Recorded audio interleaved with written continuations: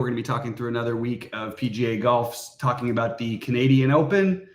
I'll tell you what, there's a lot of things that are sort of surprising to me when I looked at the ownerships this week, and I'm not entirely sure why. And maybe as we go through it, we'll figure out why some of these guys who, I don't know, played well here and just are getting forgotten about.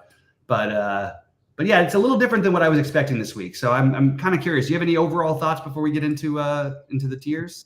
Yeah, pretty interesting course analysis, because on the one hand, it's one of the shorter courses out there, but yet when I looked at Rick's breakdown, there are certain holes that you really get rewarded for distance. Right. So I guess that all kind of evens out. And for me, I'm just going to go through my normal process and see what I get. And I already have like some pretty heavy overweights to some guys that we'll get to a little bit later. Mm-hmm. But yeah, I mean, right at the top, and we just start right after it. I mean, Rory is probably going to project a decent amount, better than everybody else. He's going to be owned pretty high. I'm probably right now just kind of with the field on him. Not a big deal for me one way or the other. I have him at about where do I have him? About 44% or so. I think that's probably where the field is. Not something like that. And other guys, I do have Fleetwood a decent amount also. I have like a full 35% of him. The other guys are just kind of falling off for me, at least when I'm doing my build. So like Sahith, I'm only getting like 15% of, and Lowry, very, very little, like 10%. So I'm not fighting City Hall with Rory. I'll probably be with the field on him, and I'll be over on Fleetwood. I guess that's my take here. Yeah, I'm definitely going to be over on Fleetwood, as I always am. So Fleetwood, for what it's worth, almost won this event last year to get his only PGA Tour win. Well, he's won 7 million times in Europe. He lost in the playoffs to Nick Taylor. I think maybe he comes in one spot better this time. So I do like Fleetwood. I actually like Fleetwood, Lowry, and Rory the best. I mean, I know that's three names out of four, but I think I'll probably end up overweight Lowry, overweight Fleetwood, and I think with Rory I'll probably end up underweight just because it's a big enough price gap to where I think that it's reasonable to do so. But there are some 5K guys who I was listening to a few golf podcasts this week that some guys really liked a couple of these guys they were betting on them to top 20, top 10 this week. And some of those guys were in the 5K range. So I am probably going to end up like I did last week with Scheffler, with more of it than I initially thought I was going to. Hey, Joanne, good to see you. Good luck to you as well this week. Hope everything's well. All right, we'll drop into the 9K range sheets. What do you like down here? I mean, I guess not too much. I'm probably, I was about to say with the field on Corey Connors. I mean, I have him at 20% ownership. I mean, I have him at 20%. I'm playing 20%. That's where he's projected. I guess that's reasonable. What else in the 9Ks do I have a lot of? Cam Young, very, very little actually. I'm getting only like 10% of him. It's hard to play 9K guys when you have 44% Rory, and a good amount of Fleetwood, unless, like you said, unless you can get into these 5Ks. Adam Scott at 9K, I'm again just kind of with the field on, maybe like 18% or something. Aside from that, I really don't have much of anything in this range. Yeah, it's interesting. I kind of have a somewhat similar thing. I did want to point out that here's one of the things that I didn't understand ownership-wise. So Corey Connors, the Canadian players tend to get a bump in their Canadian events and everything. I understand it. It's Nick Taylor won it last year, whatever. Why is Corey Connors, because he's more expensive, he's going to be more owned than the other guys? He's been playing worse than the other Canadians. Pendrith, Hughes, even Nick Taylor, if you factor in the whole season. I don't really know why he's projected that much better than they are and that much higher owned. So I will play more Cam Young. And if I had to pick another one who I feel very comfortable with, but I don't know that I want to bet him to win the tournament at this price, you kind of have to, would be Alex Noren. You have to have a shot. the guy who's been killing it for me, and now I'm really sad because I don't get to play him anymore at 6,500 and 6,800 and 5,900 in one of the tournaments. But Mav McNeely has been like 3K less than all the guys he's priced around, and he's been awesome.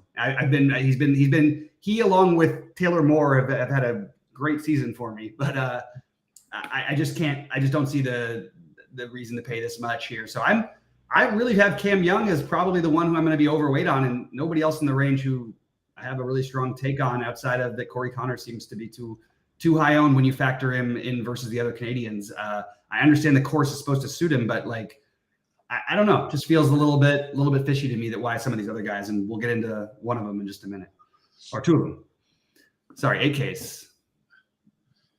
Yeah, so it's this guy's kind of been my cross to bear. You know, he was my hero once, and then he was my villain a couple of times. But I'm going back to Akshay. I have him probably my highest leveraged of anybody I'm playing at all. I have like 35% of him right now. And to enter another +6 round, I guess. But that's where I'm at. And also my Keith Mitchell. I'm with him too. So Keith Mitchell and Boccia, but really well over on Boccia this week for some reason. And I'm probably with the field on the other obvious one, which is Aaron Rai. So Aaron Rai sort of with the field. I'll let you play Tom Kim. I never seem to play him for some reason. So for me, it's all the Boccia, Mitchell, and some Rai. Well, the good news is he's only like 22 years old, so you can play him the rest of your life. I'm just That's trying to true, get right? And by the way, for what it's worth, he's been playing very good golf lately. I've really been happy with like what he's doing. And okay, so here's what I was talking about with the Corey Connors thing. So why Nick Taylor? So okay, I know he hasn't been great the last couple of events, but like neither has Corey Connors. And Nick Taylor's 1,500 cheaper than Corey Connors. He won this tournament last year. He's 8K, like seems way too cheap, and no one's gonna play him. It just seems like a mistake to me. I love him. I like Bhatia as well. I do like this range quite a bit because I didn't like the other one very much. So Bhatia, Taylor, and Tom Kim, and Mackenzie Hughes and Hadwin. I'm going to be overweight all those guys. I'm going to be overweight the other Canadians that are not getting love. Hadwin and Mackenzie Hughes. Hopefully Hadwin, you know, famously last year after Nick Taylor chipped in and got the win, he went up to congratulate him, and one of the security officials just tackled Hadwin to the ground to where he almost got hurt. So maybe he gets his revenge this week. But I like the Canadian, so Hughes, Hadwin, and Taylor to go along with with the Bhatia play, which I also love. So me and you are on the same page on that one. I also don't understand why Mackenzie Hughes is cheaper, is lower owned than Connors either. It just doesn't make sense to me. And of course, now I'm saying this, and now Connors can go out and win the tournament, but that's just my take. I don't really get it. All right, 75 to 79. Yeah, so we only have like 1, 2, 3, 4, 5, like 8 guys here. I am the other guy that I'm just hopelessly overweight on is for some reason is Davis Thompson. So just take that for what it's worth. I have like a full 35% of him right now. It's just what I got to. And the aforementioned, as you mentioned, Taylor Pendrith. I have a decent amount of him also at 7,600. Hubbard sort of with the field, and that's pretty much all I have for this range. Fortunately, I made the mistake, not fortunate enough for me to win anything, but that I was playing Davis Thompson last week, and I going through my hand edits, I accidentally clicked Davis Riley a few times. Let's go. It turned out to be a good decision. Unfortunately, it didn't get me all the way there, but it was pretty fun to get the 0.8% owned winner. Yep. Anyway, so my favorite plays in this range is Pendrith from 75 to 79. I think that the only other one that I'm really using, I am still noticing that Daniel Berger is starting to look better and better, and it's probably a little too cheap, but probably passing on Matt Wallace. I kind of like Mark Hubbard. Like if there's a course that he should play well at, it should be this one. He's not very long, pretty straight, but I'm iffy on it. So mostly it's going to be Taylor Pendrith for me from 75 to 79. Everybody else is sort of a man thing for me. So 7K to 7,400. as I just kind of alluded to, Akshay Abache at 8,100 is my third highest leverage. My second highest leverage is Davis Thompson. And my top overall leverage is Doug Gim. I have 37% of him right now. Oh my God. That's a lot of leverage. Yeah, well, it is what it is, right? Got to try something. So that's what I have. And then I'm also pretty heavy on Nikolai Højgaard. I have like 22% of him right now. So that's significantly over the field. So, yeah, so those two, again, you can't play everybody. So that's where I kind of ended up. Davis Riley's out. Yeah, you like anybody else in this range? You like anybody? Yeah, so I support the Højgaard idea. I think it's another one you just sort of in general with the Højgaards, probably best to be ahead rather than behind because they're going to be, two of the better – well, they'll be two of the best 50 golfers in the world in the next couple of years. Doug Gim, I'm okay with it, but I prefer Adam Svensson, so I'm good with either of those plays. I like Svensson at 100 cheaper. And other than that, I think it's only Rio who I have very high on my list, Hisatsune. And it's partly because I want to get my revenge because one of those Davis Riley lineups I had last week, Sheets, was Riley, Scheffler, and who was the other one who finished tied for second also at 9 under? Oh, and Keegan Bradley. And unfortunately, my one missed the cut was Hisatsune, who had a birdie on 18 that could have gotten him through the cut. And it could have won me all the money because Davis Riley with those other two was basically like an unowned combination. So that would have been fun. Anyway, yeah, I guess I'm keeping it shorter than usual. I'm not really getting into there's not as much Sheamus power, but I do like the Svensson play and the Højgaard quite a bit. I got a couple of guys under 7K that I'm playing over 10%, which doesn't happen too often. One is it just feels like the sucker hipster play of the week, which I kind of want to just X him out just because of that. But yeah, I'm in for this Mark Meisner character. I got like 13% of him. So that's just, I don't know what to do with that. I guess he's been doing really well, and he had a good round 4 last week too. So yeah. Mac Meisner, whatever. And then I have a full 10% of Nate Lashley. So both those guys are cracking in. I thought I was going to get a little more CT Pan, but I didn't. And I thought it would almost be time to take another shot at Eric with a C. Cole. Got a little bit, but not much. So I will say Nate Lashley and Mac Meisner. Yeah, and so I don't have the Nate Lashley. I do have the Meisner, and I am very just like Joanna. And I wanted to wait to say it because Joanna's saying it in the chat here. I like Eric Cole a lot here. Like if we're going to play Eric Cole, okay, we're ready. Then this is the time to play him. First of all, he tied 6th in this event last year. The perfect example of a guy who really struggles on tour at times because he just can't hit the ball very far. But he's accurate. He's good on these type of courses. Obviously, based on last year. By the way, tied with him at 6th last year was Mark Hubbard. So I will definitely co-sign the Cole idea. I'm very high on him actually. The other ones that I got to, I mentioned that I like the Meisner. I think Andrew Novak is interesting, and he's super cheap. And I didn't get the price on it. Oh, you know what? The general, I might throw into some lineups just for old time. There you go. Now that's where you got to play stuff like that. Just to get him.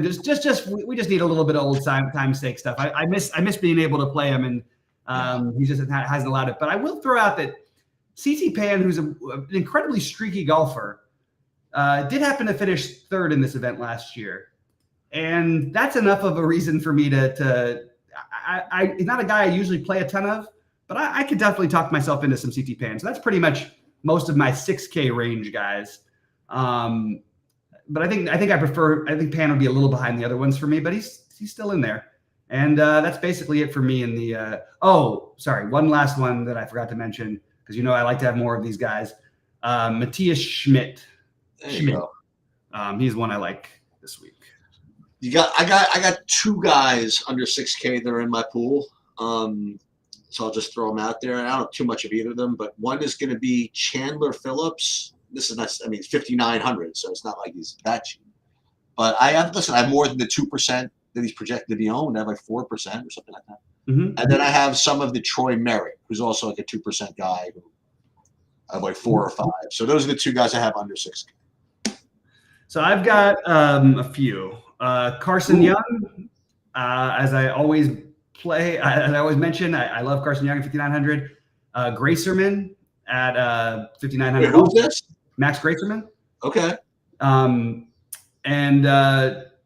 So then I get into my other. I'm telling you, there's a lot of these guys I'm considering, and last week's a good example of what was it? Three of those guys made the top 10. 3 of the 50 whatever 100 guys I think made the top 10. Justin Suh. Ooh. Joel Dahman, who finally played a little bit better last week, although did not have a good Sunday. Men without hats. Matt Neesmith, Sammy Valimaki, and then this is like a pick from a guy who I respect, and I had literally will project to be the worst play on the slate. And I don't know enough about him. I know he's an up and coming Canadian. From what I know, it's Matthew Anderson. And he will literally be like less than 1/4% owned as far as I can see based on anybody's projections. Nobody has this guy. I will take a shot on my friend knowing what he's doing. My friend is also Canadian. So he does keep an eye on this kind of stuff. So Hayden Buckley is another one. I mean, I'm telling you, there's a lot of guys who are down here I think are playable. I couldn't quite get to the Ryan Palmer, but I did have Miles Creighton. And that's pretty much it. But I again, you see, I was a little bit hesitant on all the other ones, but I want to have the overexposure to these cheap guys because you can get these 0.5%ers home. And I think it's a reasonable strategy, especially if you're playing, multi-entry, max entry. Maybe I might max enter the $5 this week. Anyway, that's my overall, I guess, outlook on it. All right, what are we going to do in terms of who are we playing to do what here? All right, so let's just think of who's going to win. So who's going to win the tournament? Yeah, so very irritatingly, the two guys I'm battling between have never won a PGA tournament before. I'm going to say Tommy Fleetwood. Well, I'll tell you, since whatever I say doesn't happen, I'll go with Rory. Yeah, fair enough. And by the way, I had the nut low pick at this last week. Although my other picks were very good. I had the nut low pick of Max Homa, who shot 8 over on day one, and was out drinking at the Stars game later that night. Anyway, so okay, who's coming in the top 5 under 10K? Under 10K. In the top 5. Ugh, these are such terrible picks. And this guy's not making it to the top 5. So I will just, I don't know what I want to do. I pass. You go first. You don't like anybody. I am taking Cam Young. He was the other one I was debating to pick to win in the tournament. So those are all right. So I'll just go bananas then. I'll say Boccia top 5. I love that. I was going to pick him for my next thing, I think. Top 5. All right. I am going to get the Canadian. Wait. So we're under 9K, top 10. Top 10, yeah. I'm going to go back to the well on the guy who won this event last year and say Nick Taylor. Okay. And I'm going to go to Keith Mitchell for top 10. Mitchell? Yeah. Oh, God. Now I don't want to. Literally couldn't. I didn't have anything on Keith Mitchell this week that made me want to go there, and now I'm gonna have to play him, which means he's gonna play well. So that's good. All right, moving over to under 8K to under 8K top 20. Okay. Do you want me to go first? Sure. Okay, so I'll take. I'm tempted to say Taylor Pendrith, but I really like the ownership on Mark Hubbard. I think I'm gonna say Taylor Pendrith. I'm going to go Doug Gim. Doug Gim, okay. And under 6K, let's see, Pendrith, and who did I like? I liked Hubbard. So we want a guy under 7K and a guy under 6K to make the cut. Okay.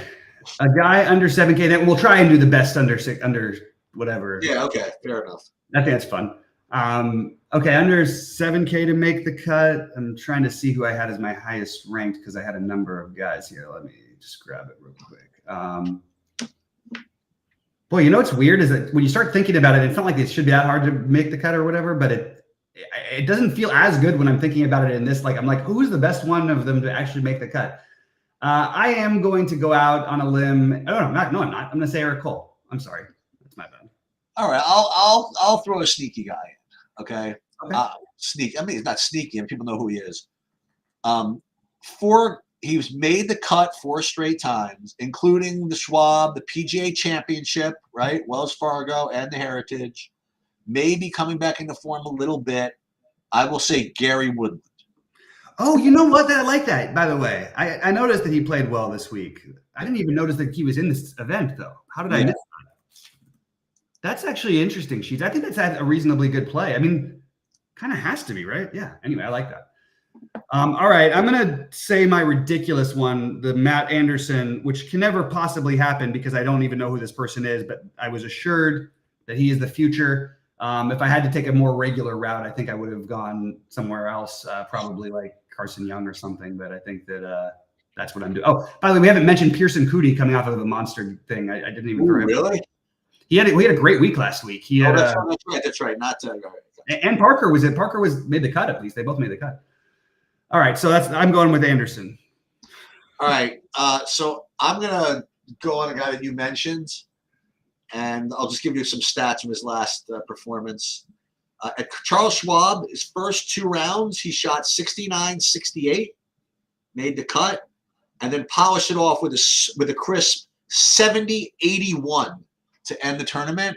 Oh my God! Can't ask for more than that. So I will go with Ryan Moore to make the cut. Okay, Ryan Moore. Yeah. All right, there you have it. How about someone over 9K to miss the cut? We have to do the over 9 to miss. All right, yes.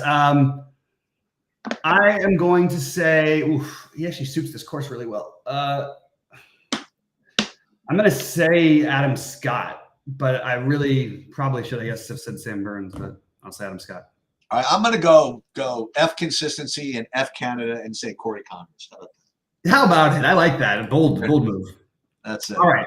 We'll start keeping track of these at some point, but good luck to everybody this week, guys. Hope you guys crush it and be in the Discord with my exposures a little bit later when I'm closer to done. So anything else, Sheets, before we get out of here? Yeah, I'll tell you something really interesting. I could change this now, but this is really weird. So I based on my projections or whatever, when I ran my builds, I ran through the sims or whatever, my lottery stuff just kind of conformed to what I was saying in here. I'll just say this. I can't say exactly what I have, but in my signature hole, I actually have Rory and Fleetwood together. Ooh, yeah, I can do it. You can imagine the bottom of the barrel that I have after that. You got the Moore and Anderson. No, I'm just kidding. Something like that, right? Yeah. So we'll see if I stick with that, because if you play Rory and Fleetwood together, don't they really need to come in 1-2? You know what I mean? Like, it just really depends on which of the 5K or 6K guys get there, because some of them are going. That's true. If your 6K guy gets 4th, I mean, it doesn't matter. Yeah, exactly. He can be. They can come 2-7 if you get the 1 and 6 right. That's true. What I mean? Like, there's just a million ways. If I get the Gary Woodland Ryan Moore playoff, that's exactly. Why not? It was close last year with nobody played Nick Taylor last year.